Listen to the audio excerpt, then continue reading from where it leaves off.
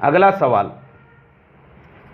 یہ واڑے گاؤں ضلع اکولا، وہاں سے انصار شیخ صاحب انہوں نے میل کیا تھا اپنے اسکول کے بارے میں. بولے مولانا ہم لوگوں نے واڑے گاؤں ضلع اکولا میں ایک اسلامی ماحول میں ایک انگلش اسکول ہم نے شروع کیا ہے. میں نے ان کے پورے ڈیٹیلز پڑھے اور جو ویڈیو انصار شیخ صاحب آپ نے مجھے بھیجا تھا وہ آپ کا ویڈیو بھی میں نے دیکھا ہوں. اللہ آپ تمام لوگوں کو جزائے خیر عطا فرمائے. دیکھو آج کے زمانے میں مسلمانوں کے مسائل کا سولیوشن یہی ہے کہ مسلمان اپنے بچوں کو پڑھائے، اور کیسا پڑھائے؟ خالی دنیا دار نہیں، دنیا دار بنیں گے نا تو آگے چل کے وہ مسلمانوں کو گالیاں دیں گے.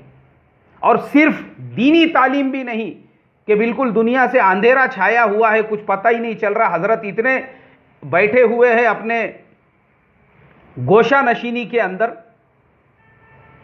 کہ حضرت جو ہے اپنے مراقبے سے باہر نکلنے کو تیار نہیں. پارلیمنٹ میں کیا چل رہا ہے، مسلمانوں کے خلاف کیسی سازشیں ہو رہی ہے اور کیا کیا ہو رہا ہے. نہیں اپنا کام نہیں ہے بھائی، اپن تو آخرت والے لوگ ہیں.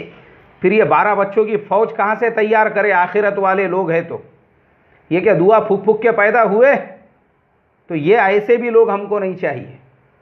بلکہ آج کے زمانے کے حساب سے مسلمان دینی اور دنیاوی دونوں علوم کا ان کو امتزاج کے ساتھ میں انہوں نے چلنا چاہیے. اور اللہ کے نبی نے فرمایا مومن کی شان ہے اعلیٰ ان یکون بصیرا بزمانہ، جو اپنے حالات پہ نظر رکھے.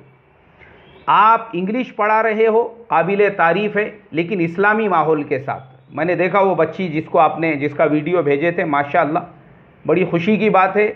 ہر وہ بستی، ہر وہ شہر جہاں پہ مسلمان اپنے قوم کے بچوں کے تعلیم کے لیے ایسے چھوٹے چھوٹے اسکول چلا رہے ہیں، چاہے وہ انگلش اسکول ہو یا پھر اردو اسکول ہو، میں ان تمام لوگوں کو قابل تعریف سمجھتا ہوں. اللہ آپ تمام لوگوں کی محنتوں کو قبول فرمائے اور آپ تمام لوگوں کو ترقیات سے نوازے، کیونکہ امت کے اوپر آج کے زمانے میں اس سے بڑا احسان اور کوئی نہیں ہو سکتا ہے کہ امت کے بچوں کو تعلیم کے زیور سے آراستہ کیا جائے.